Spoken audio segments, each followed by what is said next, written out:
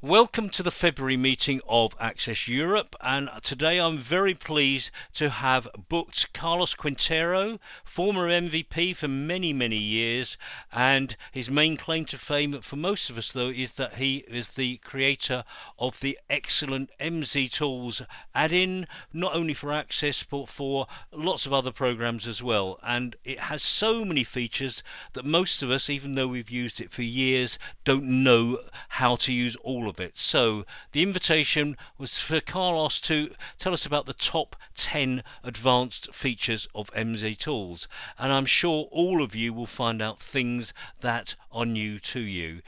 If you don't know his website, it's www.mztools.com, and you can find out more details about this session from either my website or the official Access Europe website. And after this presentation I will put a PDF of his PowerPoint presentation on the website. Right, Carlos, if you are ready, I am going to stop sharing, and if you would like to please take over and tell us more about yourself, and good luck and hope it goes well.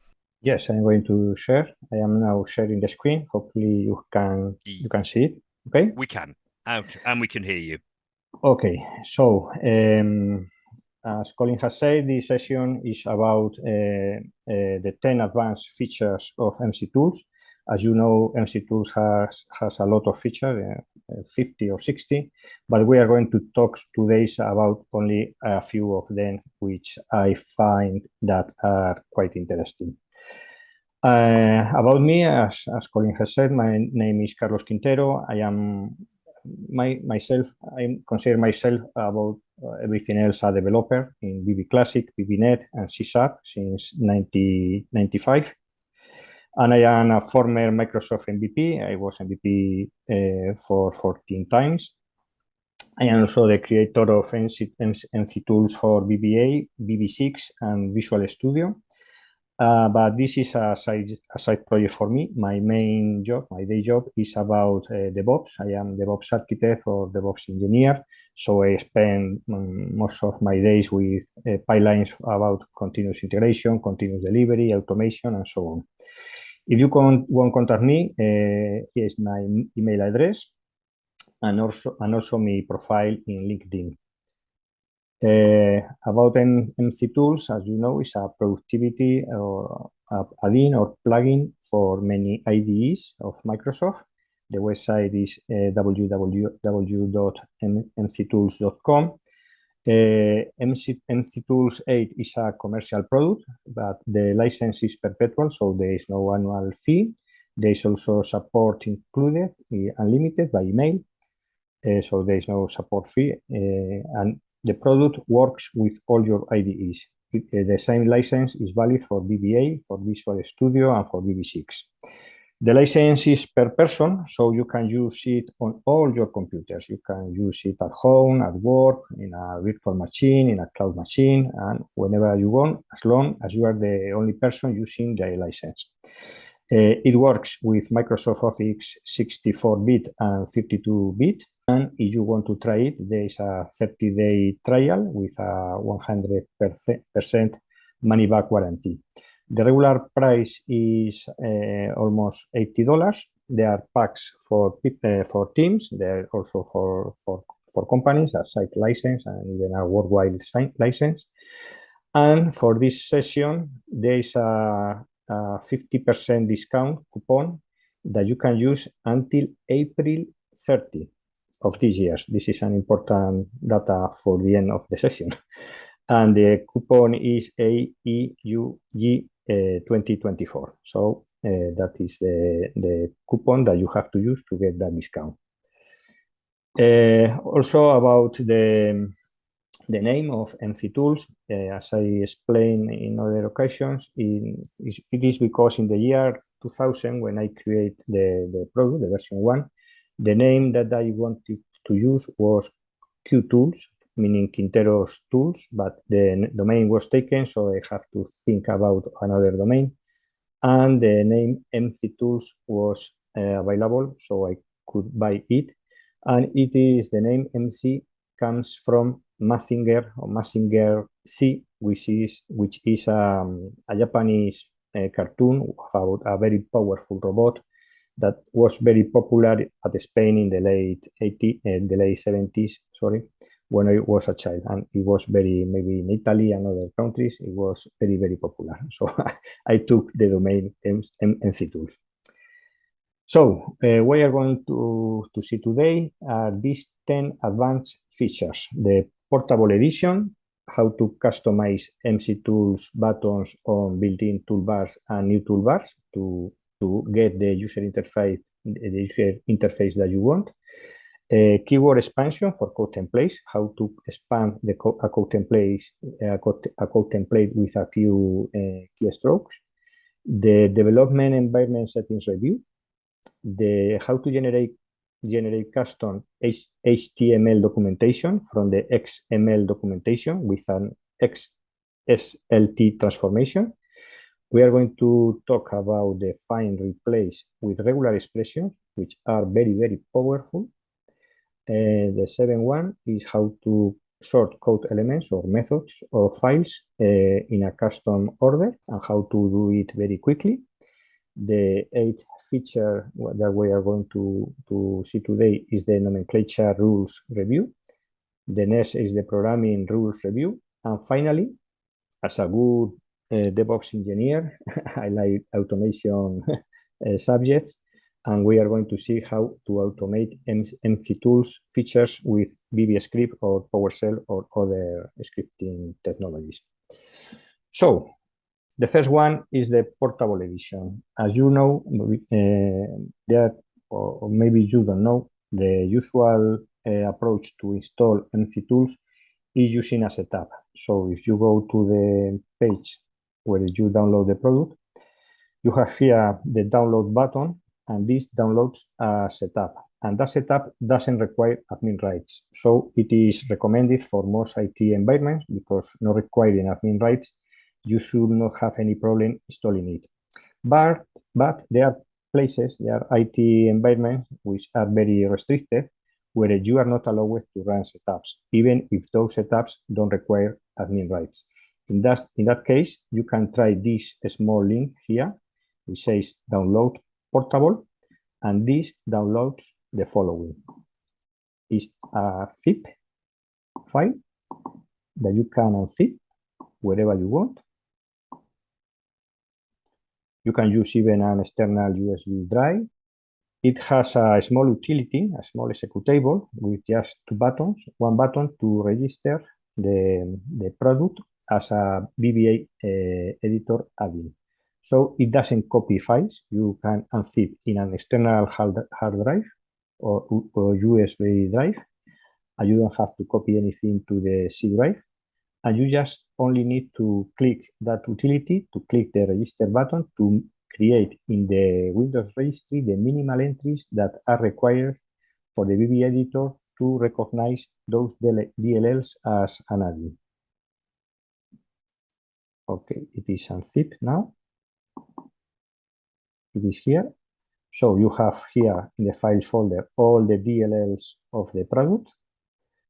And in this level, you have this utility. And if you run it, you click the register button, and it creates entries in the Windows registry in the current user. So this utility doesn't require admin rights either, but hopefully you can run utilities. Maybe you cannot run setups, but maybe in those IT environments, mostly banks, you can use MC Tools even if you cannot run setups. Okay, so it's a little note to know that there is a portable edition. In this session, I am going to use the setup edition, so we are going to clean this up.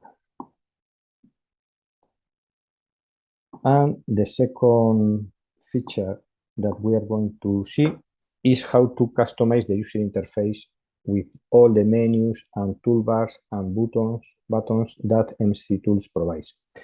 So we are going to live to the VB editor, this one.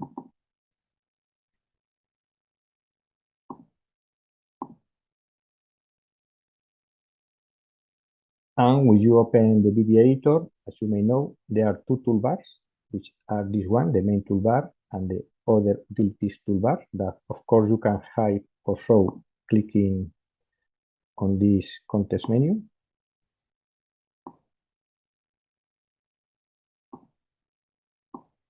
There's a main menu here at the top that you cannot hide. There are context menus here that you can remove buttons. And in the code window, the context menu of the code window has also entries for MC tools.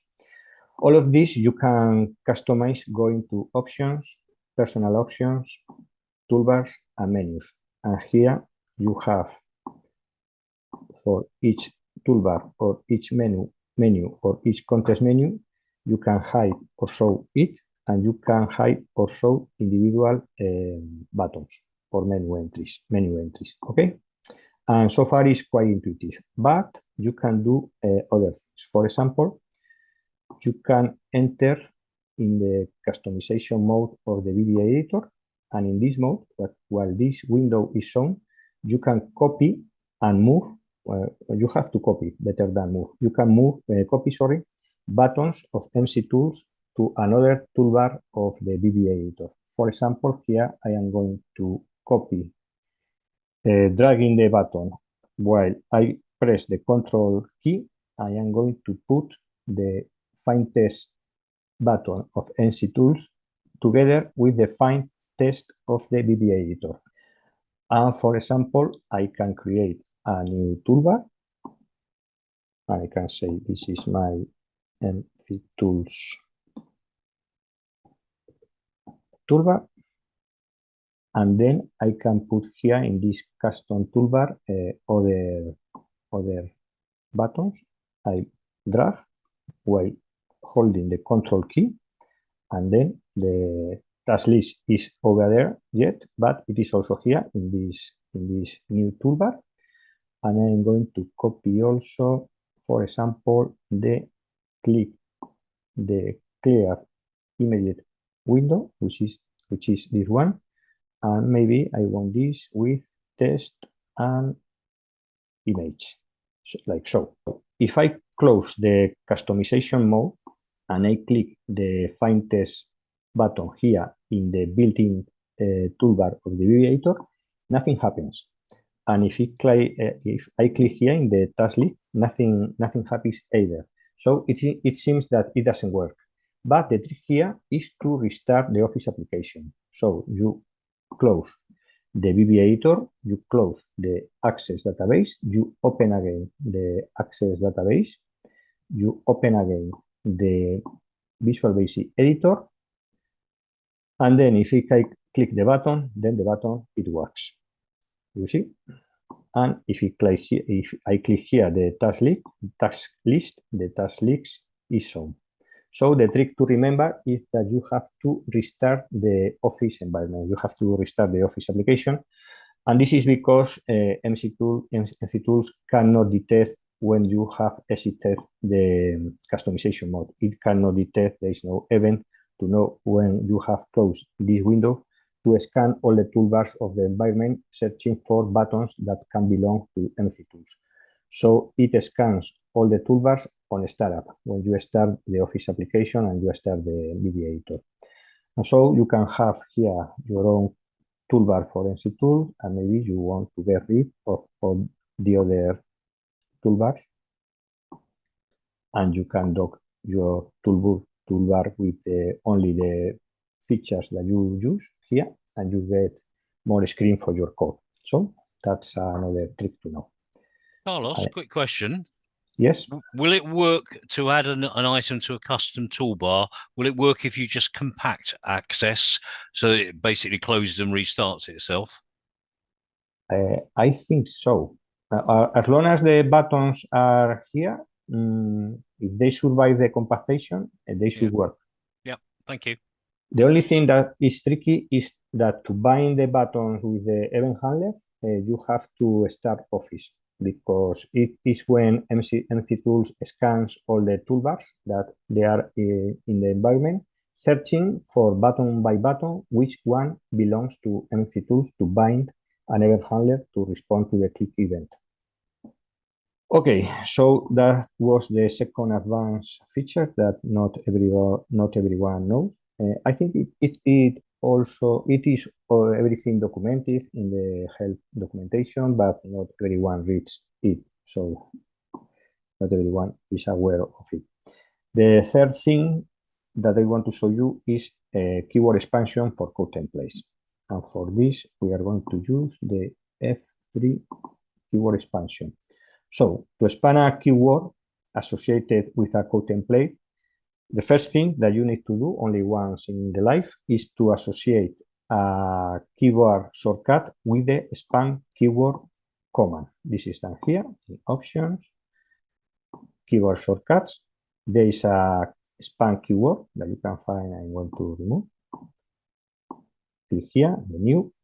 You search here in the feature of MC Tools. You search for span keyword. It doesn't have an icon, so it is easy to find. And I want to bind this command with Control-Shift-E. This one. And this is done only once. And the second thing is that for each code template, you have to associate the keyword, the keyword. So, for example, here in the code templates of the personal code library, I have this one. And this code template, it uses some user-defined variables. But the important thing is that this field, which is optional, I have entered IEE as the expansion keyword. So this works like so. When I press here IEE and I press Control-Shift-E, which is the keyword associated with the span keyword, then you have seen that the keyword was removed, and then I am going to insert the code template. This one asks for a value. Okay, so I have replaced something that I have typed by the code template associated with that keyword, and that is the expansion. So there are three ways to insert code templates in a code window. The first one is to use the user interface. You go here to the code library and you search your code template.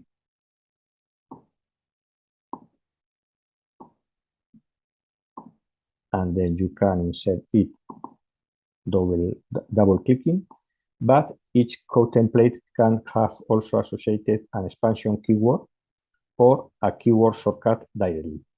Those two ways you can insert without going through the code library user interface.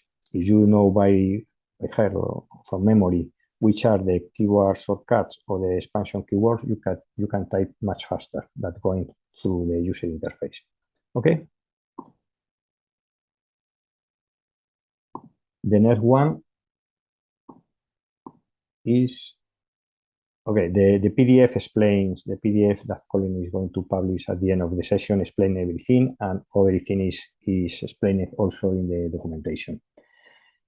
The next one is the development environment settings review. This feature is intended to enforce some configuration in all the members of a team, or maybe in all the computers of a single person. For example, you may want to decide that the tab width that you want to use everywhere is 3 instead of the default 4. And maybe likely you want to change the behavior of the required variable declaration because by default it is not mandatory and you want to make it mandatory. So we are going to see this in the same Access database. So these ones. I like to use 3 as tab width instead of 4, but I am going to change to 4. And by default, this checkbox is unchecked, as you know, but I would like to have it checked. So this is the default of the VB editor. And here in the options window, in the team options, in the development environment settings review, I can create rules that check checking entries in the Windows registry that the values are the same that I want. So, for example, I have this one that says that for VBA 7.1, the tab width must be 3. And this check, what it does is it checks in the Windows registry, does this have the key current user, this key, the software Microsoft VBA 7.1 common, the name tab width must have equal 3. If you go to the ref edit, I'm going to go.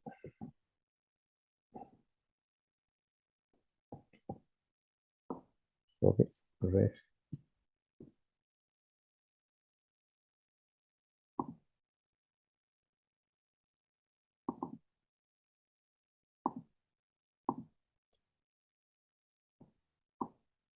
This is the place where the VBA editor stores its properties in this one.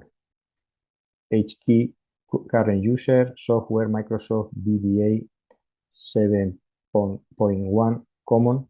And here you have tab width with a value of 4. And there's somewhere a required declaration, here it is, which is 0. So what this feature does is that checks those values. If they don't match what you have set here, then on startup, the MC Tools is going to warn you. You can check here, currently this one is not met, and the other one, if you check, it is not met either. But the power of this feature is that if you have checked both of them and you close the environment and the Office application and you open it again, this is the database. As soon as you start the VBA editor, you get this warning that says that these two settings are not compliant with what you have defined in this feature. So this helps to standardize across a team that everyone uses the same registry entries for those values, for the tab width, for the required variable declaration, and everything that you can find in the registry, you can create a rule to check that it has the value that you want for all the members of a team or for all your computers, because most of us have more than one computer, right? So this is another thing that maybe it is useful in some environments. In my day, I work with 100 developers, and one of my main duties is to ensure that all of them have the same settings on all your computers, and it is a very difficult task because there are no tools to ensure that they all have the same settings. So for VBA, you can use this feature. So next one is to generate custom HTML documentation. As you know, MC Tools can generate two kinds of documentation. It can generate this one, which is XML. I'm going to generate it for the current project. And this generates XML, which is not for human beings. This is for computers. You can read it, but it is not intended for you to read it. And it has a lot of information about your project, your files, your functions, your fields, your parameters, your properties, and everything that you can imagine, except the code. It doesn't have the actual code of each method. And you have also the HTML documentation, which is this one. I am going to generate it. And this one is for human beings because, as you know, it's formatted, it has icons, and so on. So it can happen that you can customize this format because maybe you want to remove some things. For example, if you go to the files, for example, in VBA don't have attributes. Okay, this documentation is common for VB6, VB8, and VBNet. And VBNet and C#, they have things that VBA don't have. So maybe you want to remove them and don't have them here. For example, you may want to remove attributes. Here's a bug, for example, that we are going to see how to fix it, and so on. And maybe you don't want to show the implement interfaces because maybe you don't want. So you don't want this section about the imports that you have in your project. So if you want to customize this format, it happens that you can. So you go to the options window, to the HTML documentation, and here it is explained that the HTML documentation is generated combining the XML documentation with an XSLT file. And this file is the one that has all the transformations to generate the HTML. This file, if there is no path for it, then it is here in the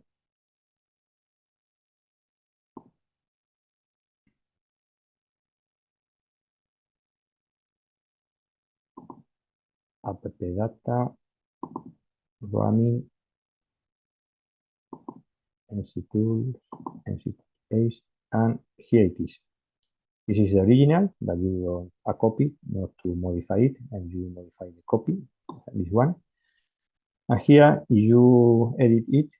I don't know how familiar are you or the audience with XLT, but it's a language that you can learn in the morning or all day. And this is templates that you can apply. So if we want to remove the attributes, we search for attributes.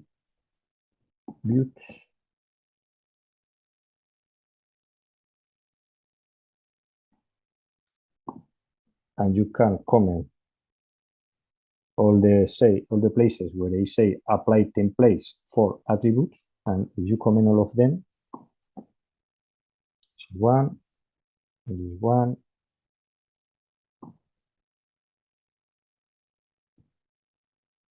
in VBNet, everything has attributes, but in VB8, no. So there are a lot of places we will have to comment.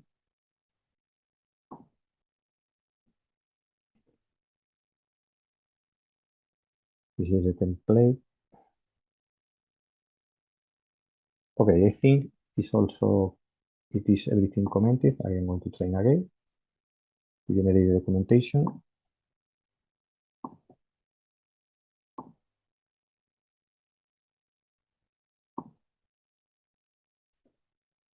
And now if I go to a file, then as you can see, the attributes section has been removed. So you can do a lot of things like this. You can try to remove properties from these tables that don't apply to VBA editor.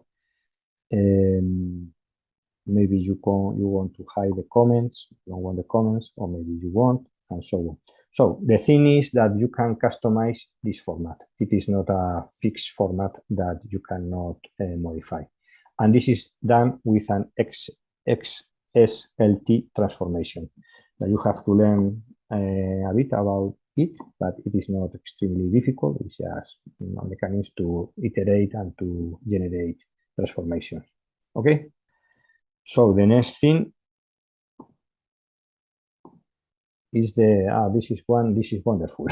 The find replace with regular expressions, because regular expressions are not very, I guess that VB6 and VBA developers are not very familiar with regular expressions because the IDEs don't provide them, but they are much more powerful than the wildcards that the VBA editor and VB6 provides.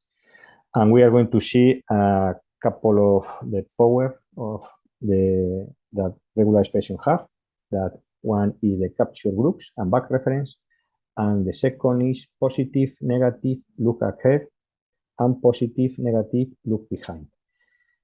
Those terms means that you may want to find text only if some other text appears or not after that text that is ahead, and can be positive or negative. And you can have positive or negative look behind, which is to find text, but only if some other text appears or not before that text. So I have put here a link to a website that explains everything about the look ahead and look behind in positive or negative ways in great detail. I'm going to see here just one example because one can spend a couple of hours explaining everything about regular expression, or even three hours. So for this, we are going to see the F6. And the first thing that you can try with the regular expression is that you can perform multi-line search. So if you click multi-line, you can do things like I want to see where I have more than one new line.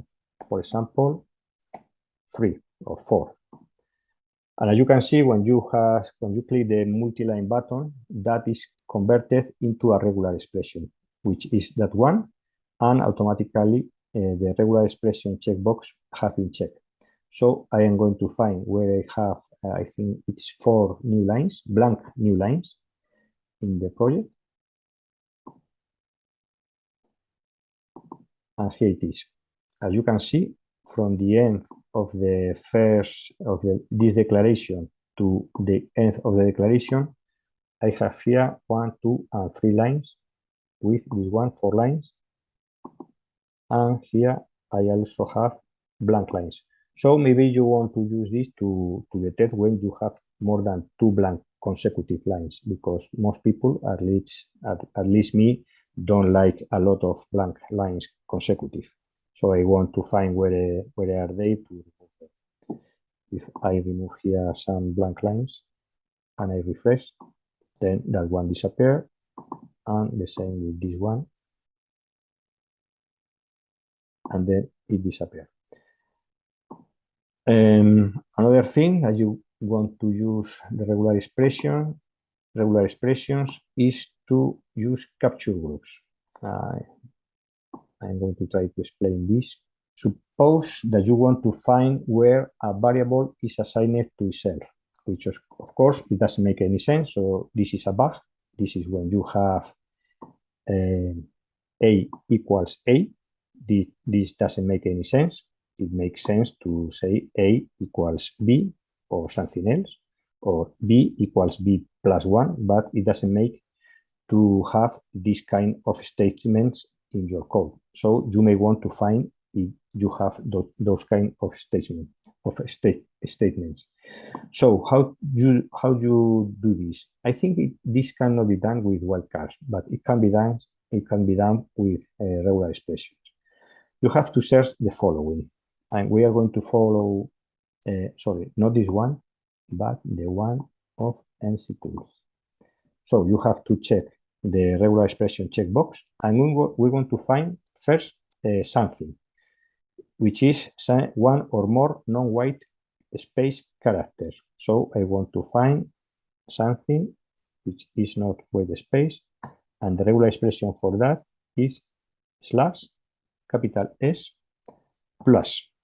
This means I want to find something like A or AB or 10 letters, but not spaces. Then I want the equal. A space equals, and then space again. And now I want to find the same thing that I have found before the equals. And to do that, I need to use a capture. A capture is a mechanism of regular expression. To capture something, you have to surround it with parentheses. So I have captured the first term, and capture groups are numbered. You can assign numbers, or you can use implicit order for the numbers. So I am going to use explicit numbering. So this is the first capture. So this is the capture number 1. And then I want to back reference that what I have captured at the right of the equal sign. So the character to back reference when you are doing searching is slash and then the number of the group that I want to capture, that I have captured.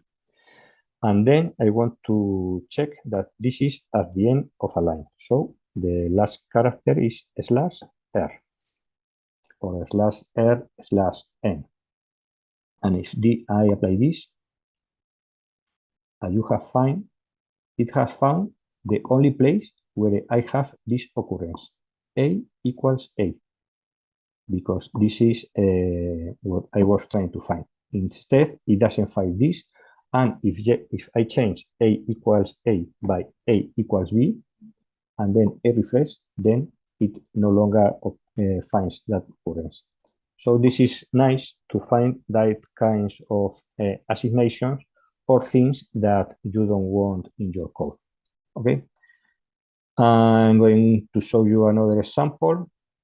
Of course, you can use replace with capture groups. We will need more time for this, but this is explained in the help file. How you can, for example, if you have this equality, you can invert the terms of the equality using capture groups, and you do a replacement with capture groups. Okay, and then we are going to show a sample of positive negative look behind or ahead, and it is this one. Imagine that you want to find in most files you have the first line option compare database and the second line is option explicit.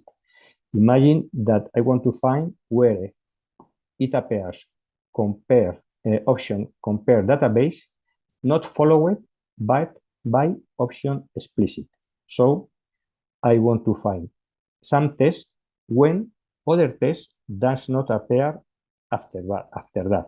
So this is a negative look ahead. It's look ahead because I want to search ahead of what I have found, and it's negative because I want to find it if what I search ahead is not found.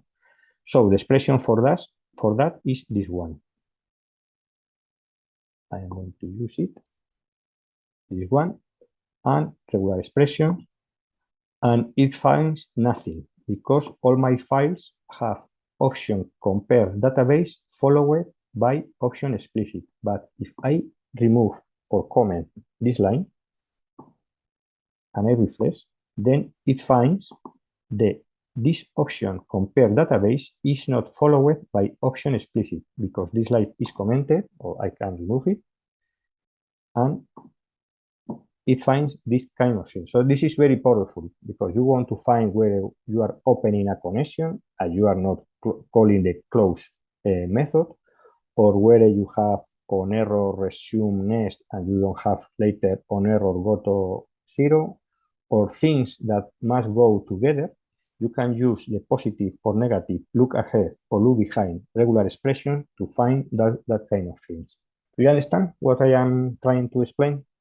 I do indeed. I'm just wishing I'd actually discovered this before. Before we go on, there is a question from Aid on this. Aid, would you like to read out your question rather than me paraphrase it? Carlos, is a back reference? I noticed you used a back reference in the find part. Now, I've used regexes before, and I'm not sure. Is that a standard part of regular expressions, or is it something that you've put into your version, which is like a even better than the standard regular expression? No, that's the standard of net regular expressions. So you can back reference even in the find bit. I know Yes. You can do the replace. Yes. So, the difference is the back reference uses a different character. In the find expression, the back reference uses backslash, while in the I thought that's what the replace used as well. To be honest, that's what I'm going to the documentation. Sure.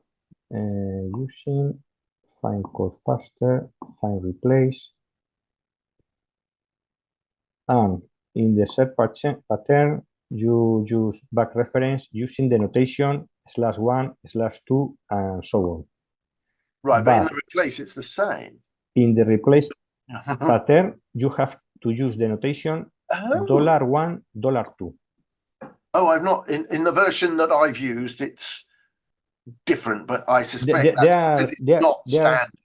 There are several flavors of regular expressions, and MC Tools uses the one of the Net framework. But there are several flavors out there. Each one invents some kind of variation. So you have to stick here to the Net regular expressions. Absolutely, that makes good sense, and it does give extra power to be able to use it in the find. I thought it was unique to your version, but if that's part of regular expressions anyway, then it's just good. Everyone gets it. Thank you. Okay. So the next one is the custom code element sorting. Code element means for VBA, it means methods. For VBNet, it means also other kind of code elements. But in the VBA editor, only methods or properties. So we are going here to custom. I mean, if you have here fields,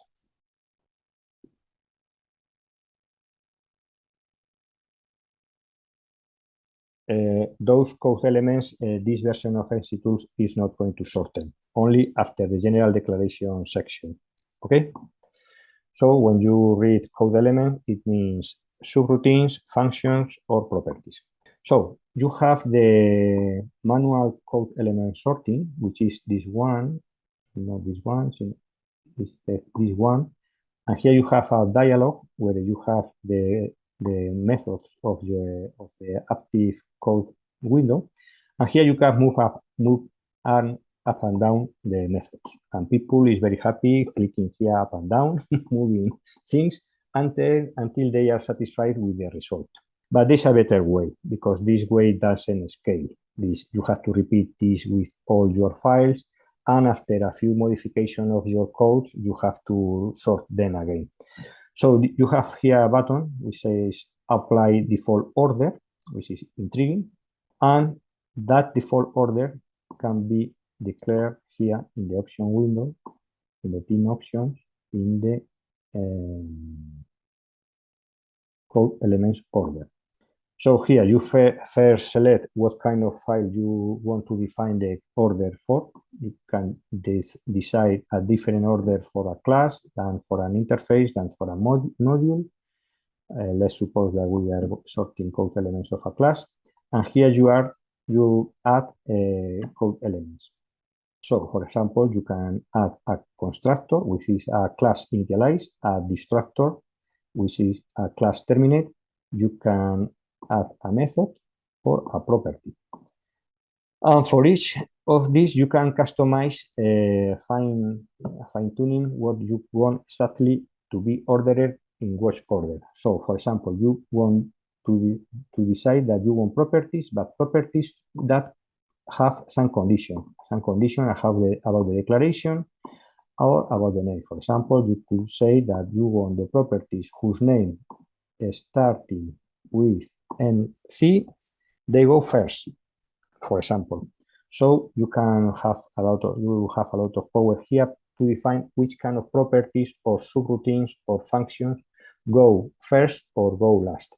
You can also decide that you want properties first with no condition, but first the public properties, or maybe the friend properties, maybe the private properties at the end. And also you may want that all the property gets go first, and all the property set go after get.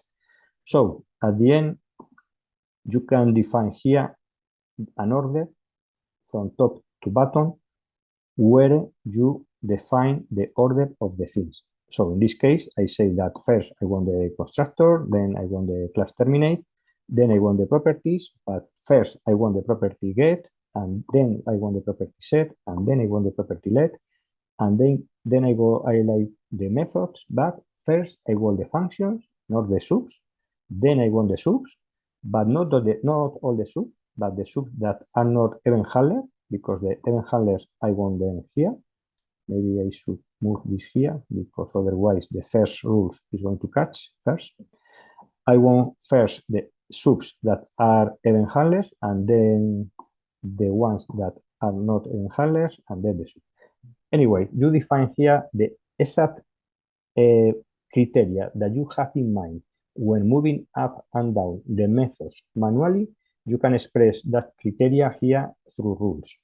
And once you have the rules here, and you do this only once in the lifetime, you can apply this in this dialog, and you click apply, and you see the class terminate is going to the second position. It was at the last position, and here you have the correct order according with the criteria that you have defined in the options. And even better than going to this dialog and clicking the apply default order is to click with one button, which is, I am going to change the order again to an incorrect order. Class terminate is the last one, but according to the order, it should be the second one, the destructor or the terminate.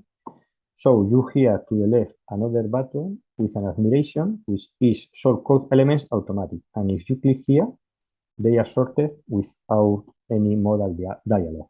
Okay. And even better, if you have some code element in the incorrect position, again this one, there is a review in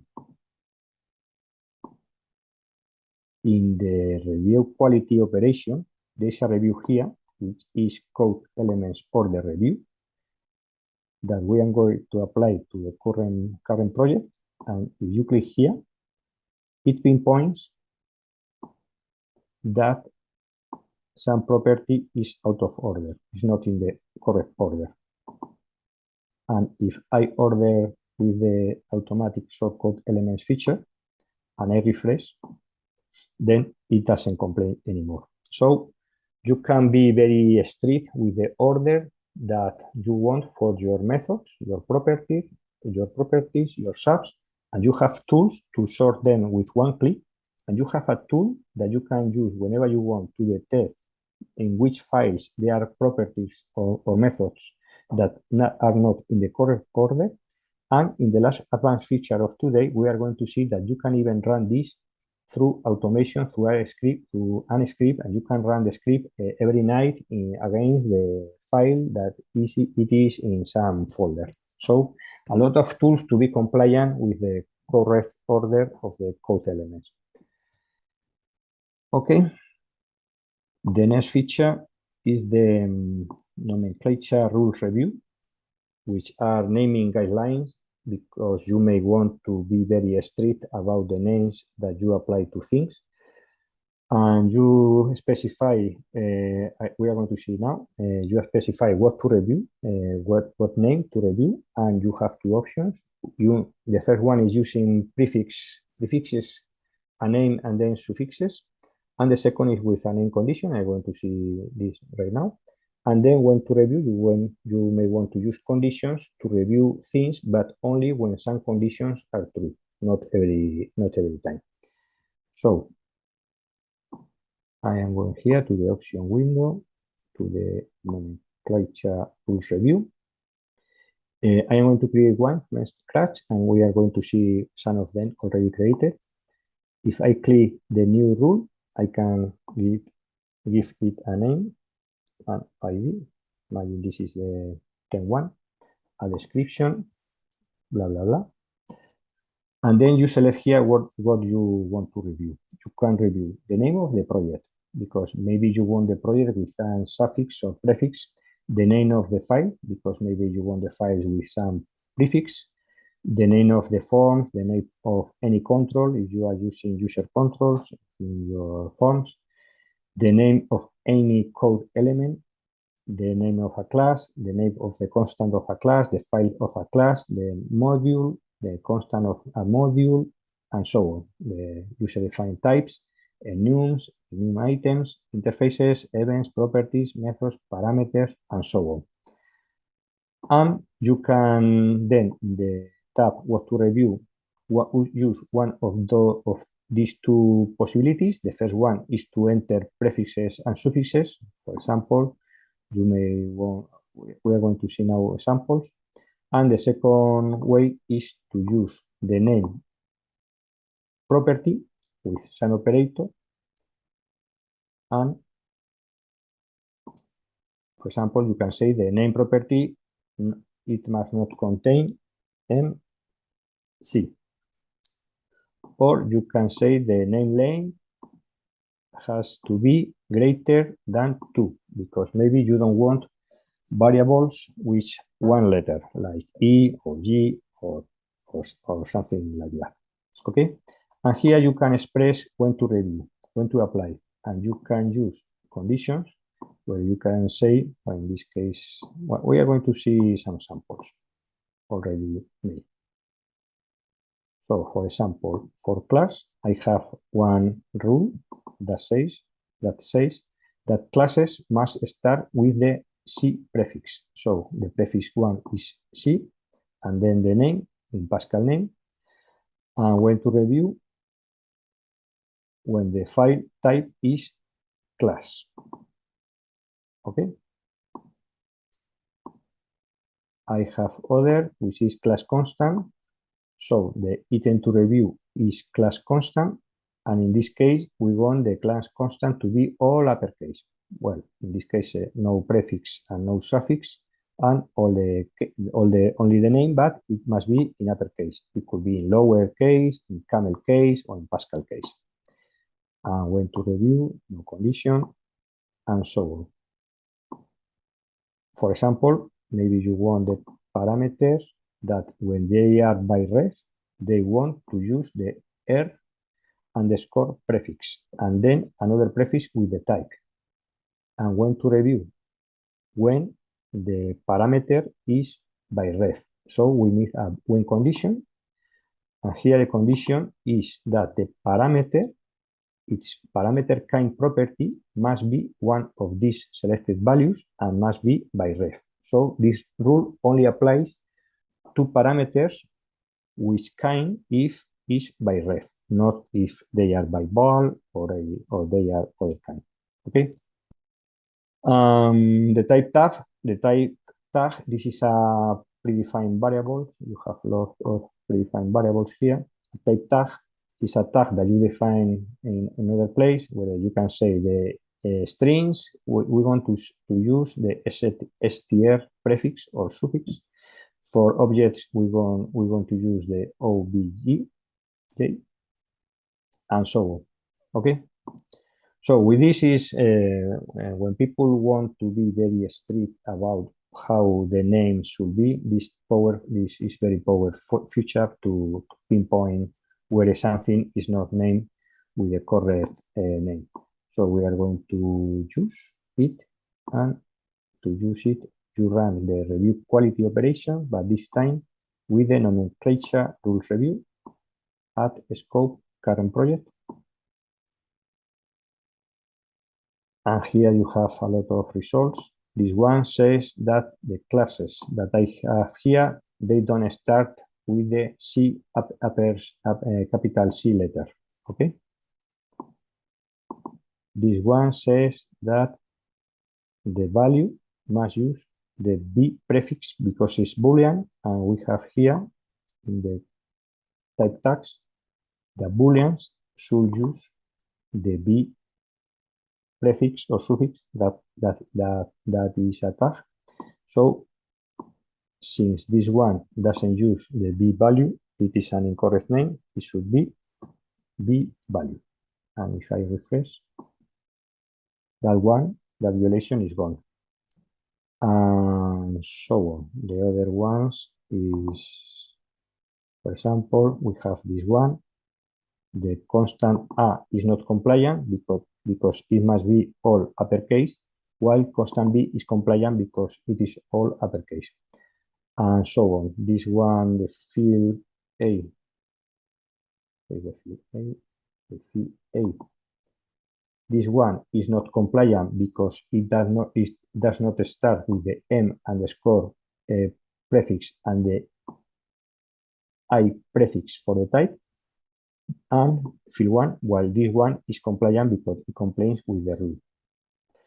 And the next rule, the next feature is something similar, but for any kind of property, not only the name property. Programming rules. And here you can review any property of any thing, of any project or any file or any subroutine or any enum or whatever. You can even review collections. Collections are util if you want to review them, for example, to ensure that a collection must contain an item with some properties, or a collection has not to contain an item with some properties. I'm going to see some examples. So the proper programming rules review is here. You create again an ID, some description, and you have you see here that you have either collections, files, or references, reference, or parameters, collection, parameter, individual item. And for each one, it is a collection. I'm going to use references.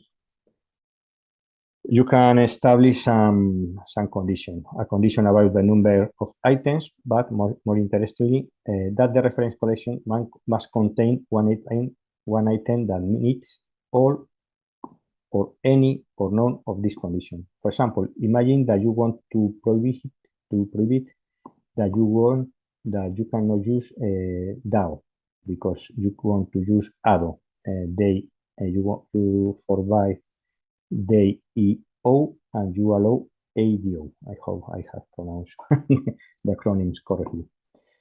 So you can say that the description not containing DAO.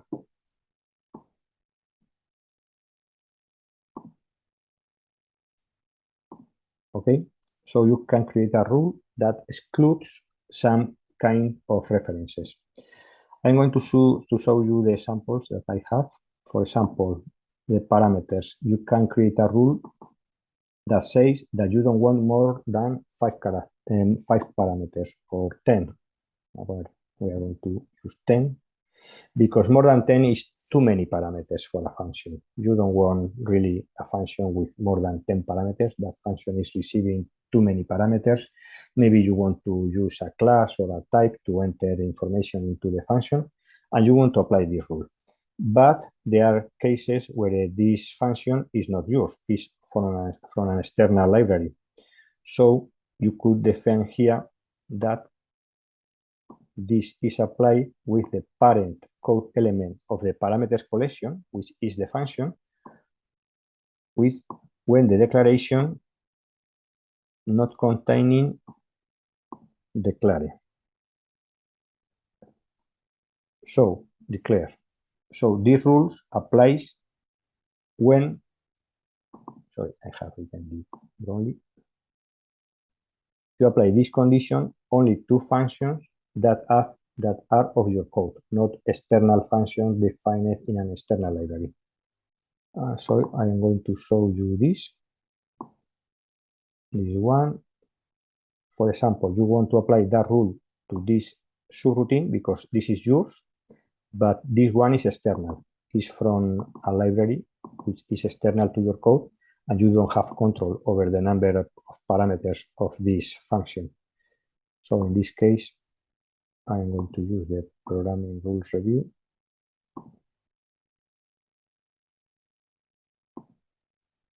And as you see,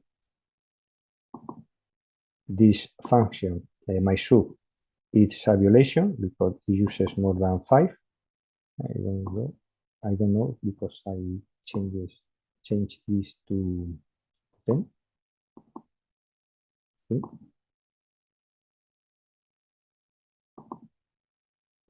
10.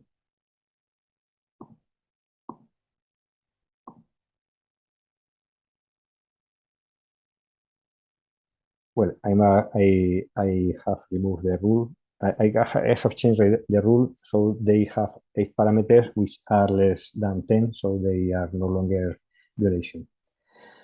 You have this other one. Method variables cannot have a single letter. This one is defined here. Method variable cannot be a single letter, and this one is checking the name length property. To define that name length property must be greater than 1, So if it is 1, it is a violation. Okay. And this is the power of the programming rules. You can create a lot of programming rules to check things about your code. This in VBNet and C#, there are a lot of code analyzers that check everything about your code. And this feature is intended to provide some of these rules of other languages. And finally, we are going to see the automation, which is this one. You can execute a script, which can be VBScript or PowerShell or any other scripting language that can create common objects. But for VB editors, I guess that the VBScript is the most familiar. So I'm going to use that. And it is used to automate the features of NC tools using a command line. For example, things that you can automate to avoid the use of the user interface is to review the quality. You can indent lines with a script. You can add line numbers. You can export files because maybe you want to, before shipping to the customer, you want to export the files and add them to source control. You can get the statistics. You can generate documentation. So I am going to show this. It's all in the documentation, but I have created here.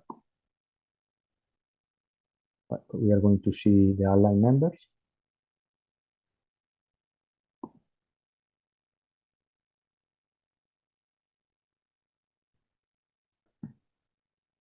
And as you see, the script is not very long. And what it does is it creates some files. The trick is here to create an instance of Office. The prog ID of Office, in this case for Access, is access.application. It opens the current database of the Office file variable, which is this one. Then it makes the application visible. This is optional.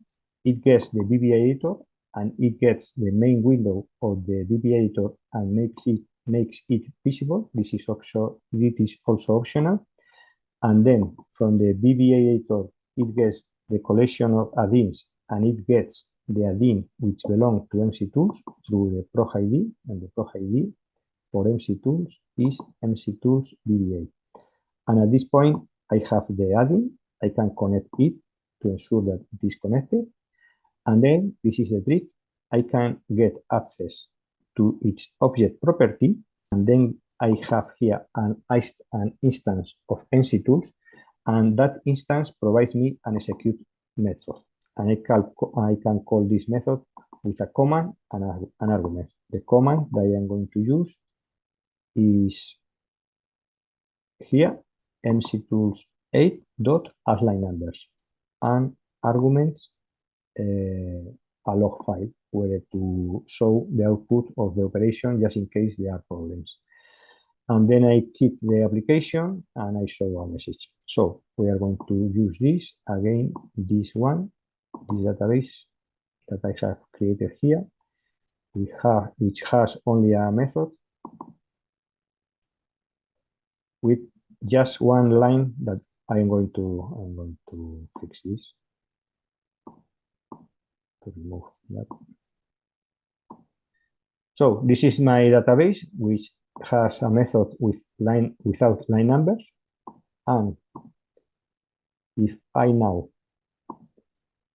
double click the add line numbers VBS script, it opens the database, it opens the VB editor, it adds line numbers, it is done. And if I go to the place of the database and I open it again,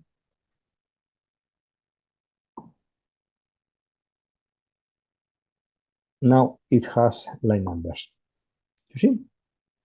So I can use this to generate documentation, to generate statistics, to format the code, the indentation, to export files and everything.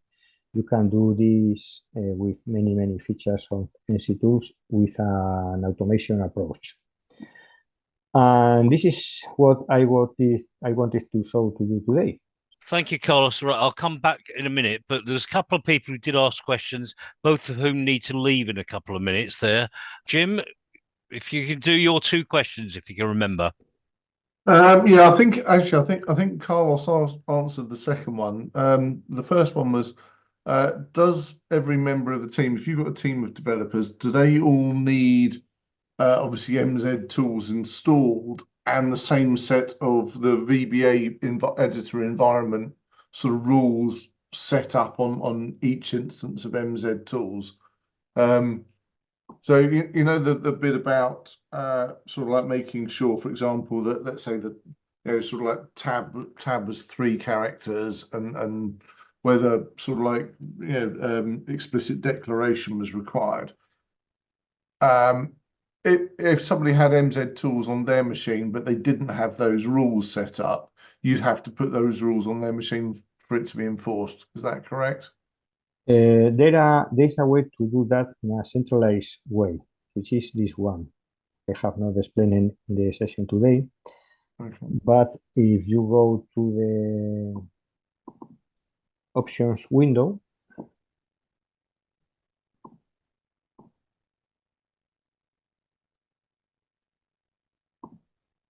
this one, there are two kinds of options. The first one are personal options.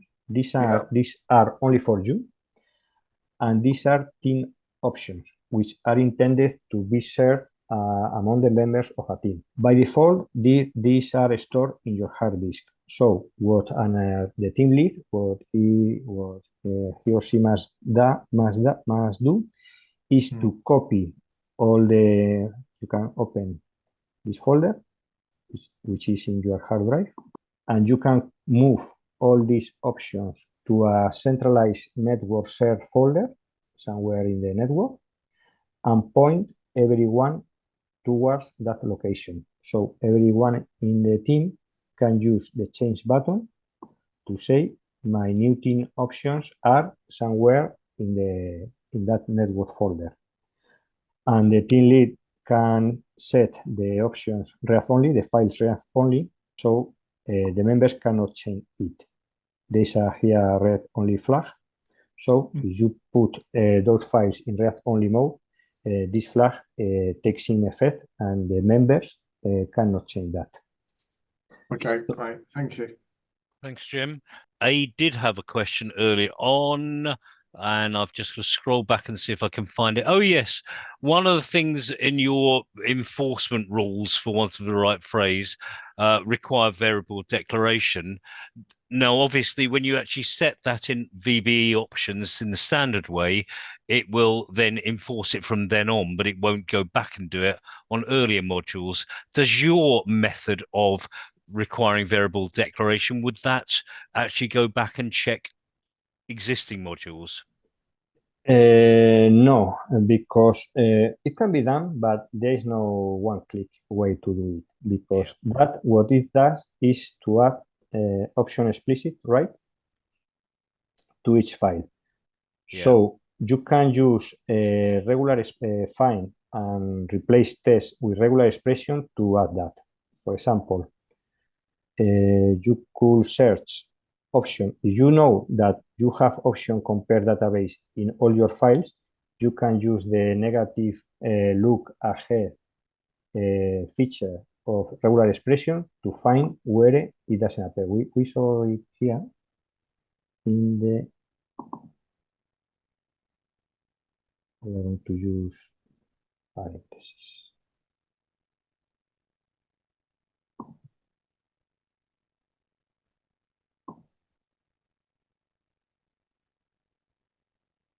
Now it is not working. Current method project. So this one is missing option explicit, and this one is missing option explicit, right? Yeah. Now, if you know that they are missing after option compare database, you can use the replace panel, and you can replace that with, let me check, option.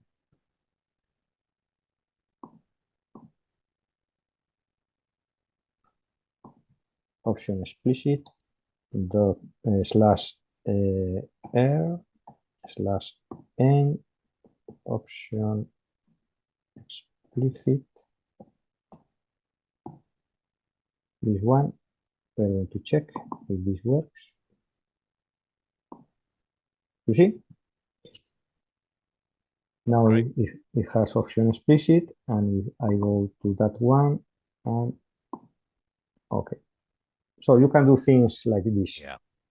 Okay, thank you. And regular expressions are very, very powerful.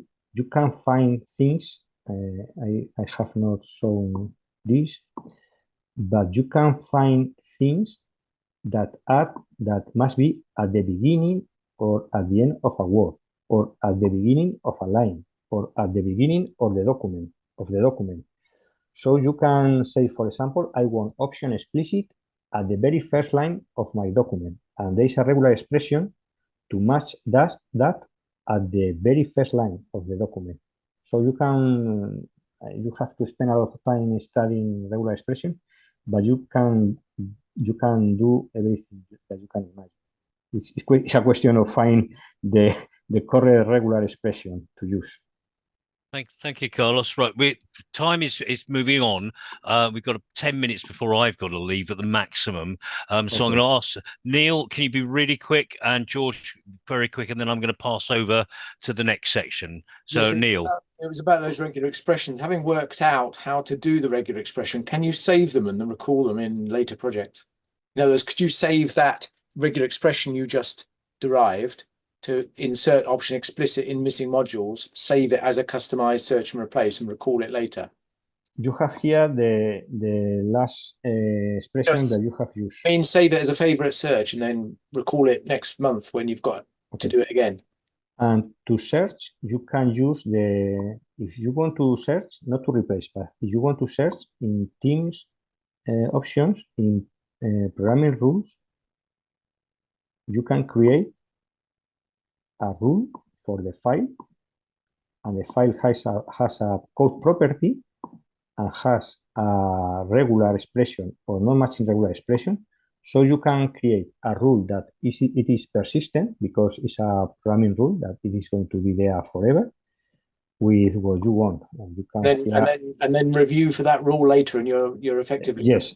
It is going to review it through automation or one click. But to replace, you have to remember the expression that you have to. So the review doesn't fix the violations, or at least not now. Thank you.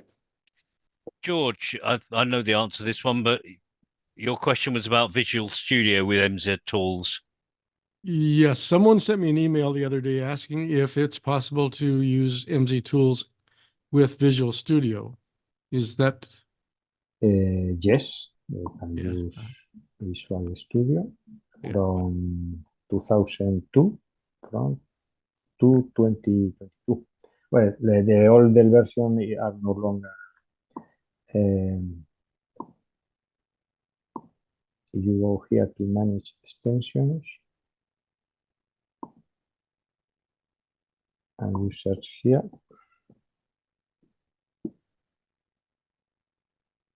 Sorry, it's aquí, aquí online. Here you have it. MZ Tools for Visual Studio 2022, and there is also for 2019, 2017, and I think from 2010 and later. Okay, perfect. Thank you. Thank you ever so much, Carlos. I'm going to take control back if you don't mind. Right, before we get on to Thomas, next week Alessandro is running a presentation for a different user group, and it's about his book Access on Steroids. Details are there. Alessandro, would you please just give us a quick introduction? Thank you, Colin. Yeah, it's a book I wrote recently. I published 1 month ago, and it collects all the results I get. I mean, with my experiments on graphical interfaces with Access. I thought to collect everything in a single place, so to shape it into a more coherent discussion. It describes how to create a drag and drop engine, how to create a sliding door effects with subforms, the famous scrollable timeline. I talk about the bit fill technique, which I love and I use very often, and so on and so forth. I think it might be of any interest for those who have an interest in graphical interfaces with Access. I know it's not a common topic, but I mean, someone may get some good hints. And there's the full code commented, and at the end you get classes you can embed in your projects to use all these effects. Juan Soto asked me to present it next week for his SQL Server with Access group, and it's going to be a 1-hour presentation where I show what's inside the book. Thank you ever so much, Alessandro. I hope I can stay awake for that. I've read part of the book, and I can tell everybody that it is excellent and well worth looking at. And Alessandro's specialization really is animation in Access, but he's a very, very skilled developer in all senses as well. Okay, moving on to Thomas, Thank you, who by popular demand, we got Thomas back again. He did a presentation for us February of last year, and immediately I was asked if we could get him back. It took a year to get him back, and I love the Star Trek, I think I've got it right now, reference here, The Next Generation, and this is using, I believe, the new Edge browser as part of this. Thomas, over to you. Yes, a friendly hello from me to everyone, and yes, a short introduction of what to expect. 1 year ago, I was here with present. I had the honor to give a presentation here with the title "State-of-the-Art Charts in Access Using Chart.js," and basically, I wrote some code to get some data out of Access. Generate an HTML file, make use of a JavaScript library, bring this whole HTML file into the web browser control, and there a compelling chart was rendered. And since the last date, I did a lot of work on this project, and I will show you what has changed in Better Access Charts, and I will talk about the following topics.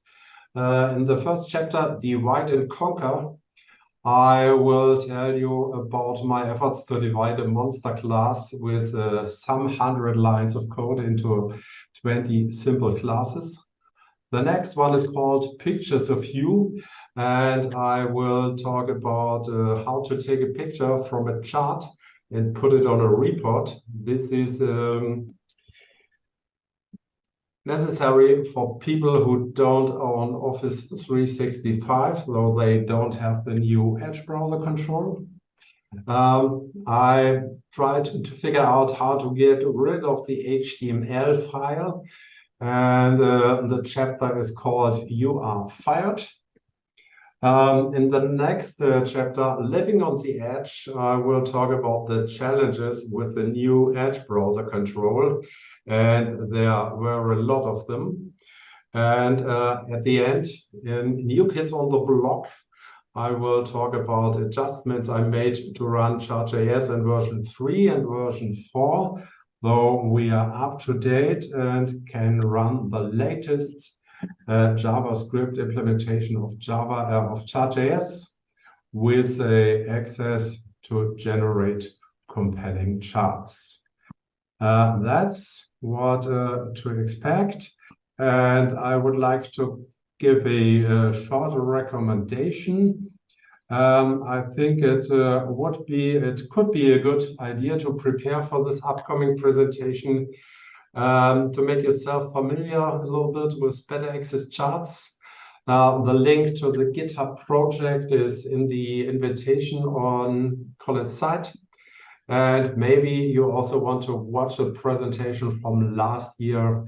The link to the video is also on Colin's site. With that, I'm really excited and I'm really looking forward. And with that, back to Colin. Thomas, thank you ever so much as well. That's brilliant. I will say thank you again. We will get this video online early next week, I hope. Alessandro is doing the editing this month. And thank you to everyone who attended. Hope you got something out of it. I certainly got a lot out of this. And I hope that future meetings will continue to be as informative as the run of ones that we've had recently. Thank you. That was an excellent presentation. Carlos, did you want to say anything else before we go? No, thank you for all of you for having me the opportunity to talk about MC tools. Thank you. I wish we'd got you in earlier. Right, I said earlier, partly facetiously, I could go back to all my early apps and run all your rules and realize how many things I've done badly over the years that I could now correct. But it might be too depressing to do that. But anyway, I certainly will start applying them from now on. Thank you again. All right, I'm going to say good night to everybody, and we'll see you all next month for Thomas's presentation. Thank you. Cheers.